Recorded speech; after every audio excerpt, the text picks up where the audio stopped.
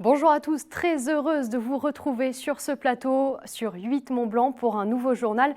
Nous sommes le lundi 18 mai 2020. Les titres tout de suite de cette nouvelle édition.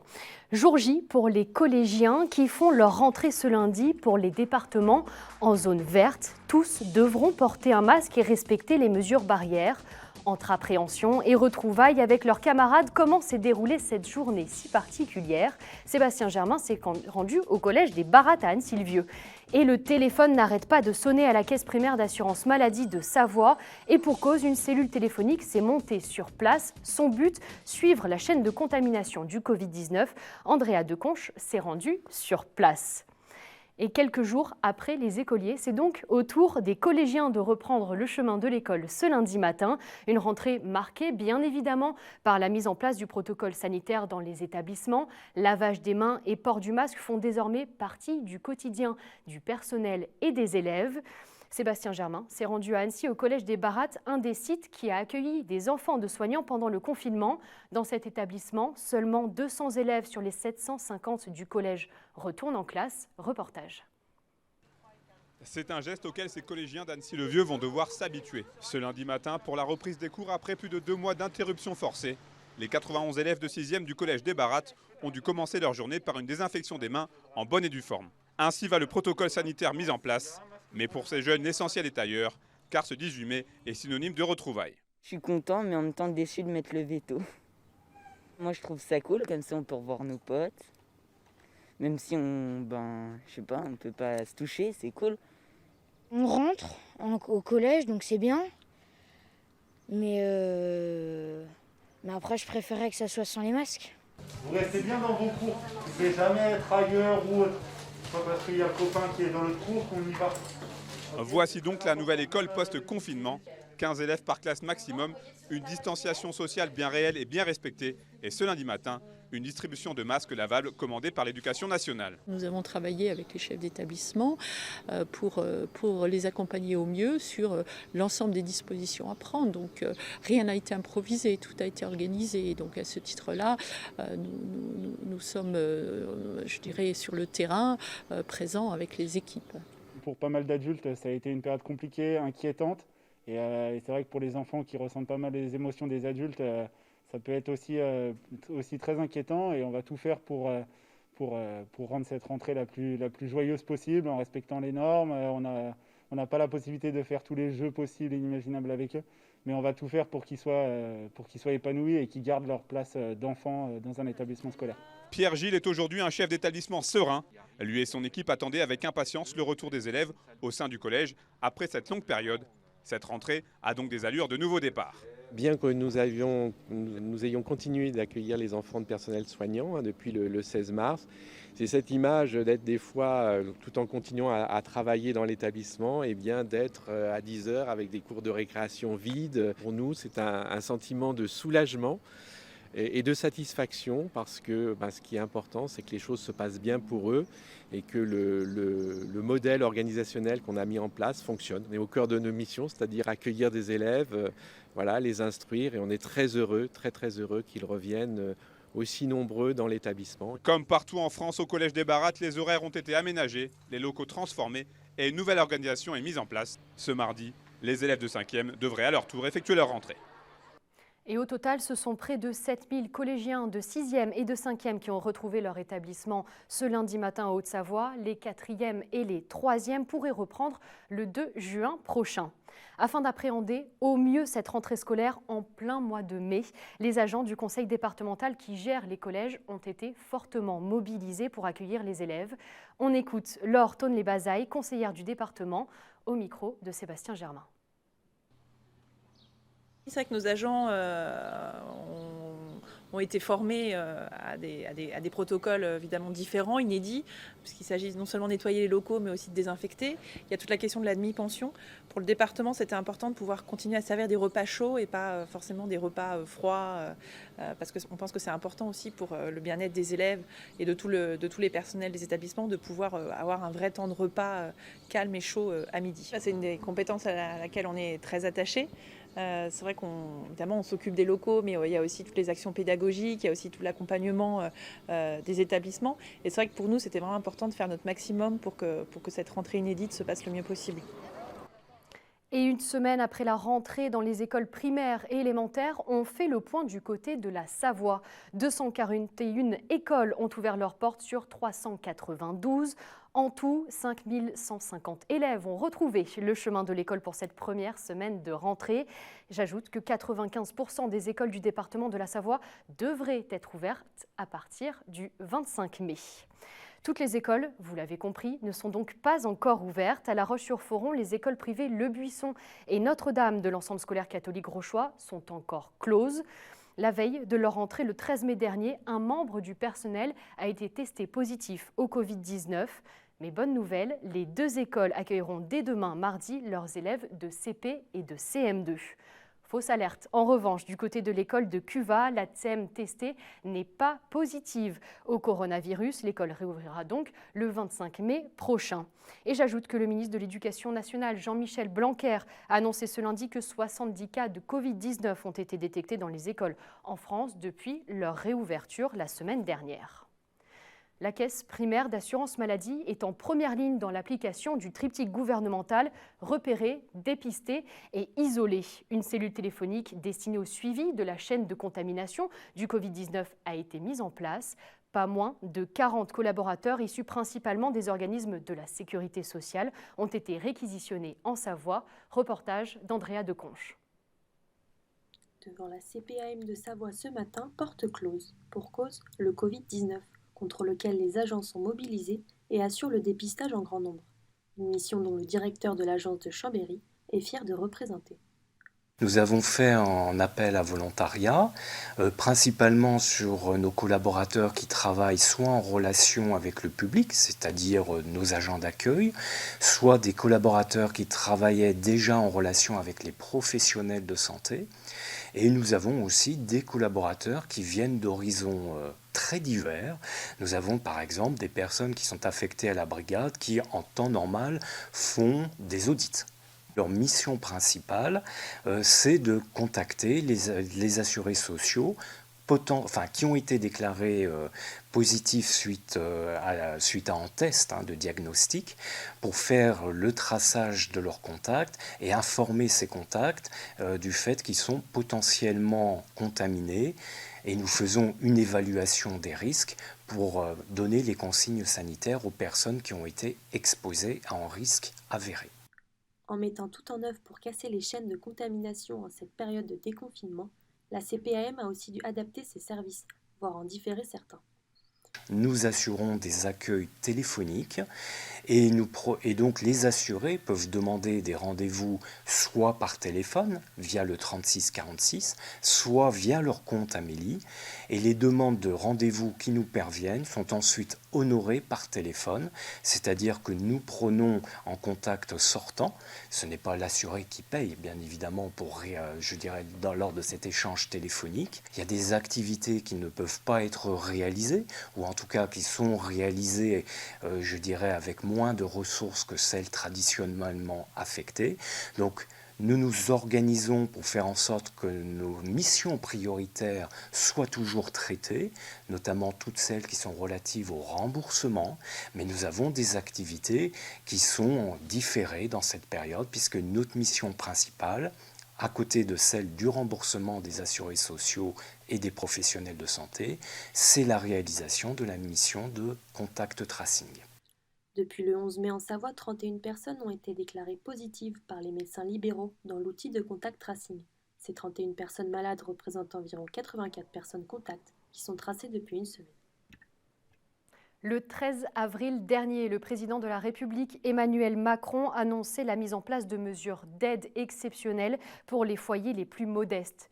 4,1 millions de foyers en bénéficieront en France. En voici les contours. Pour les foyers allocataires du RSA, le revenu de solidarité active ou de l'ASS, l'allocation de solidarité spécifique, une aide de 150 € leur sera apportée, à laquelle s'ajoute une aide de 100 € par enfant à charge. Toutes les familles bénéficiaires des aides personnalisées au logement, celles que l'on appelle, vous le savez, les APL, bénéficieront d'une aide de 100 € avec là aussi une aide de 100 € supplémentaires pour chaque enfant à charge. Ces aides exceptionnelles s'ajouteront aux aides sociales versées mensuellement tout au long de l'année. J'accueille maintenant à distance le lieutenant-colonel du PGHM de Chamonix, Stéphane Bozon. Bonjour. Il a fait beau en ce premier week-end de déconfinement. De nombreuses personnes ont rejoint les montagnes pour faire du sport ou encore s'aérer. Y a-t-il eu une recrudescence du nombre d'accidents ? Eh bien, bonjour à tous. Bonjour aux auditeurs de TV8 Mont-Blanc. Effectivement, pour le PGHM de la Haute-Savoie, que je rappelle, est composé de 2 unités, du PGHM de Chamonix pour le massif du Mont-Blanc et le PGHM d'Annecy sur la zone du département qui travaille en mixité avec le GMSP et les sapeurs-pompiers. Effectivement, sur le week-end, on a relevé 14 interventions dans toutes les activités, que ce soit l'alpinisme, que ce soit le ski de pentraide, que ce soit sur le VTT, que ce soit sur la randonnée pédestre, le parapente.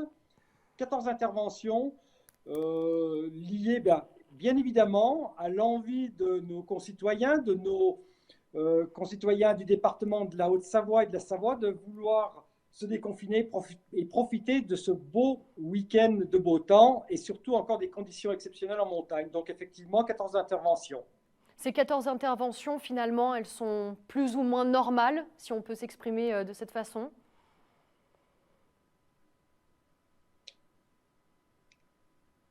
Je crois que nous nous sommes perdus. Est-ce qu'il y a eu plus d'interventions qu'à la normale pendant ce premier week-end de déconfinement ? Oui, par rapport à la période de confinement, nous avions eu que très peu d'interventions.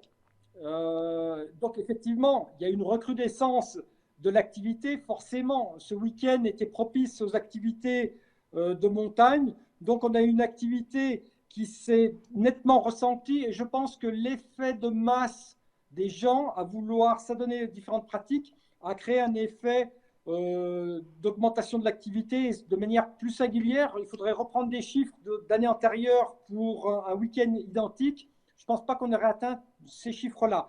On craint aussi pour le week-end prochain, le week-end de l'Ascension, aussi de l'accidentologie et dans toutes les activités. Donc on appelle également à la prudence tous nos randonneurs, alpinistes, de rester raisonnables dans des projets qui restent, je dirais, à la hauteur des capacités techniques et physiques que l'on a actuellement avec 55 jours d'inactivité.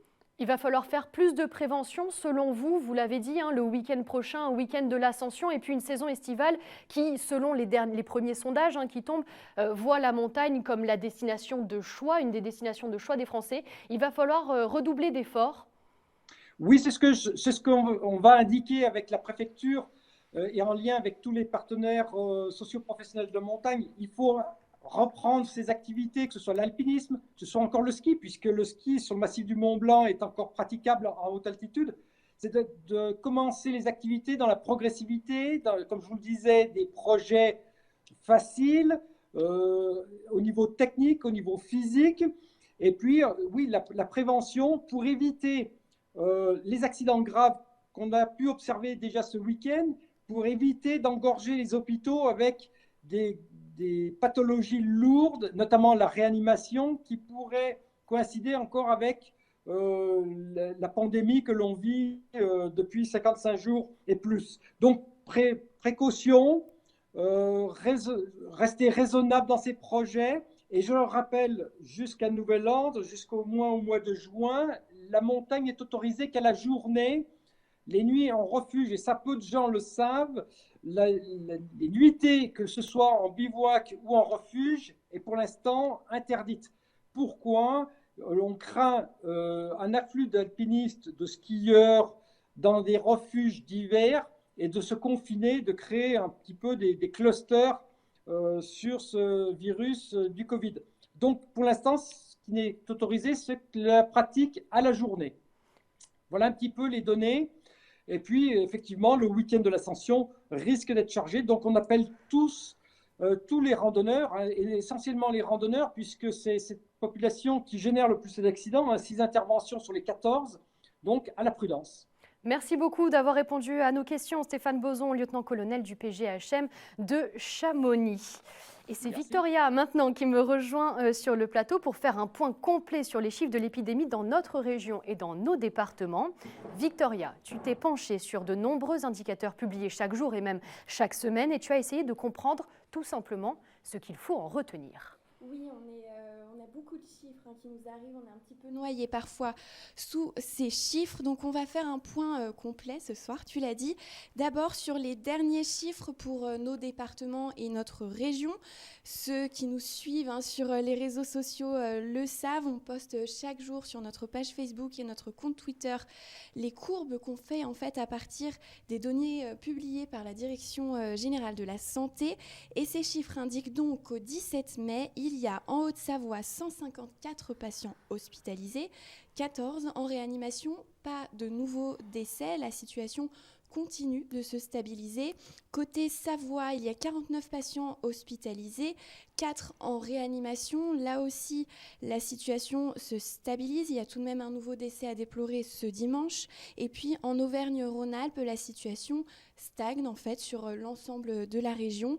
1782 patients étaient hospitalisés à la date donc de dimanche, 189 étaient en réanimation et depuis le 1er mars dans notre région, il y a donc eu 1564 décès, dont 2 ce dimanche, 6239 retours à domicile. À noter que tous ces chiffres que je viens de donner ne prennent pas en compte les décès dans les EHPAD ou à domicile. Alors il y a des critères aussi qui sont regardés de très près, comme le taux de circulation du virus et le taux d'occupation des places en réanimation.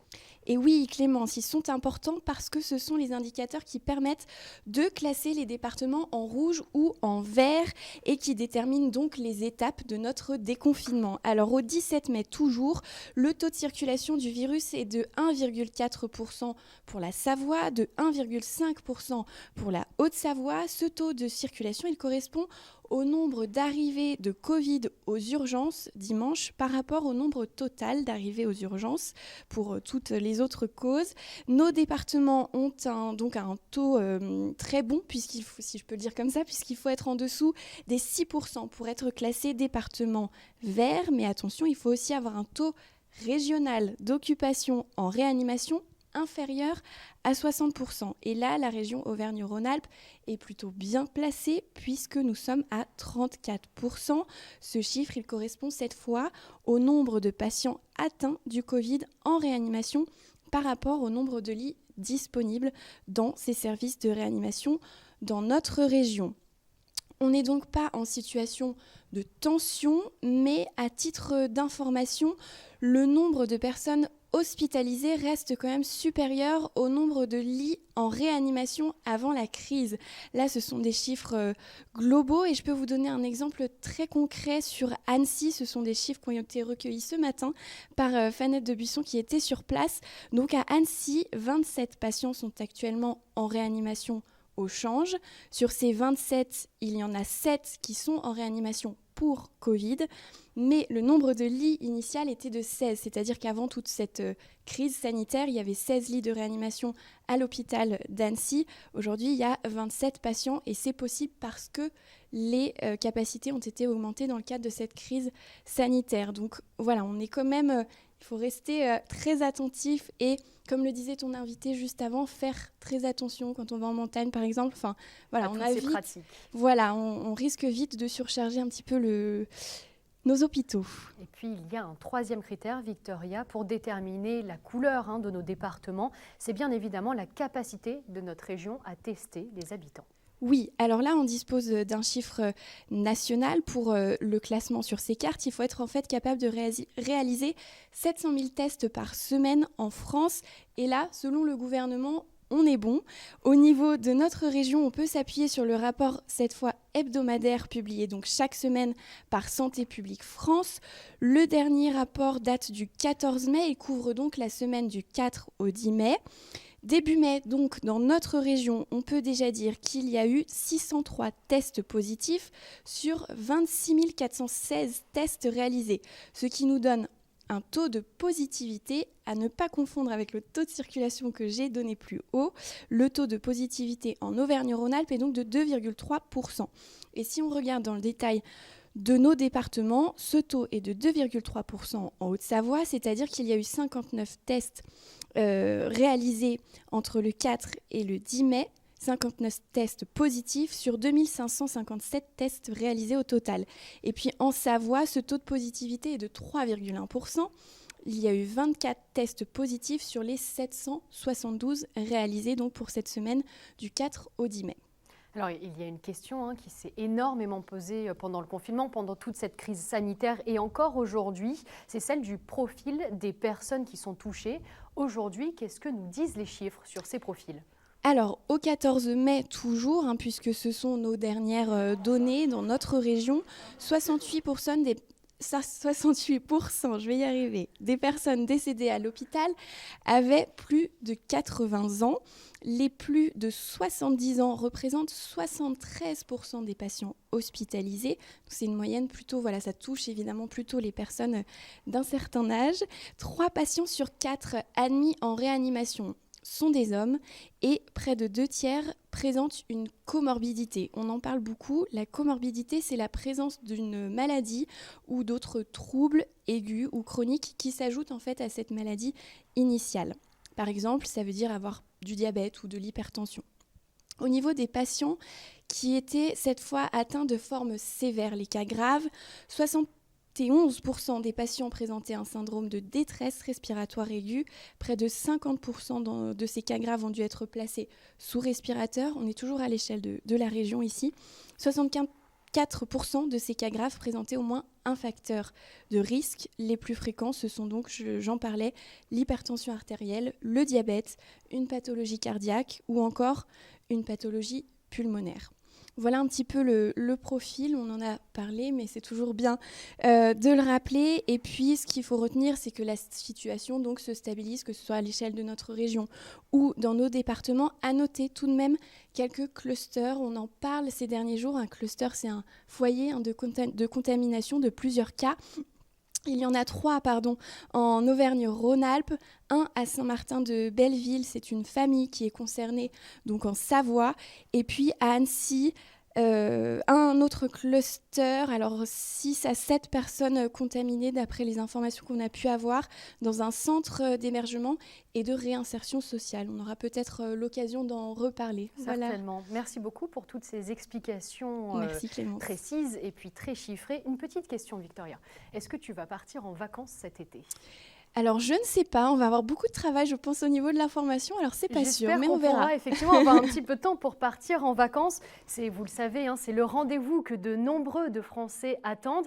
Et nos voisins suisses attendent eux aussi avec impatience leurs vacances. Le journal La Tribune de Genève a consacré un article sur les conditions du passage des douanes concernant les vacances et plus particulièrement les propriétaires suisses de maisons secondaires en France. Pour eux, il faudra prendre leur mal en patience et attendre au mieux le 15 juin pour pouvoir pénétrer dans l'Hexagone, que ce soit en voiture, en train au départ de Cornavin ou en avion depuis l'aéroport de Genève. L'interdiction reste de mise, nous explique le journal. Le confinement a laissé des traces dans tous les secteurs. Pour le chef cuisinier Johan Comte, il a été synonyme d'une remise en question. Le chef a décidé de mettre entre parenthèses les 2 étoiles de son établissement à Verrier-du-Lac. La Maison Bleue prend donc temporairement un visage très différent. Reportage de Victoria Lopez. C'est une Maison Bleue bien connue au bord du lac d'Annecy. Les pieds dans l'eau, Johan Comte régale les papilles des plus fins gourmets depuis une dizaine d'années. Il a marqué de son empreinte et de 2 étoiles la table tenue pendant près de 20 ans par le chef Marc Vera. 2 mois de fermeture forcée ont changé le chef. Comme beaucoup d'entre nous, il a découvert un autre équilibre entre vie personnelle et vie professionnelle. Il a surtout réfléchi à son métier.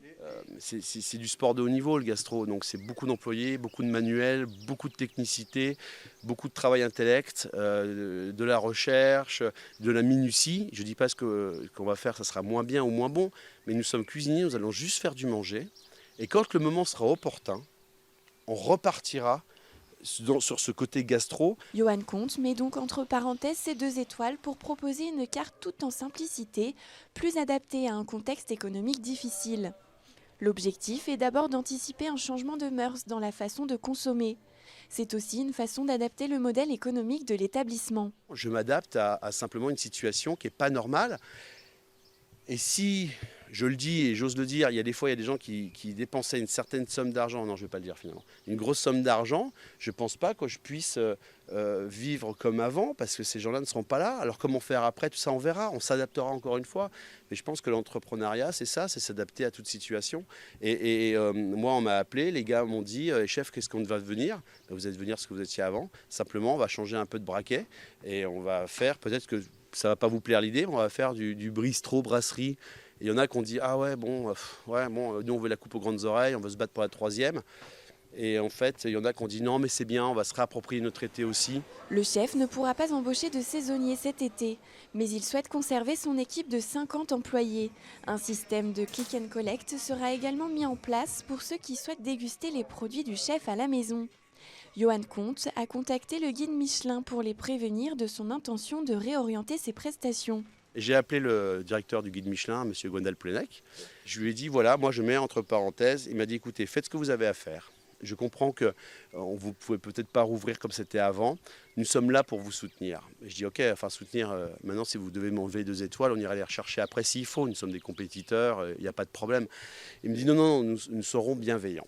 Donc en fait, ce message-là, c'est aussi de dire que peu importe le Goemio, le Michelin, toutes ces institutions qui nous entourent, qui nous notent, qu'il y a de la bienveillance. Loin de renoncer à sa cuisine gastronomique, le chef breton espère simplement mener son entreprise à bon port en traversant la tempête annoncée pour le secteur.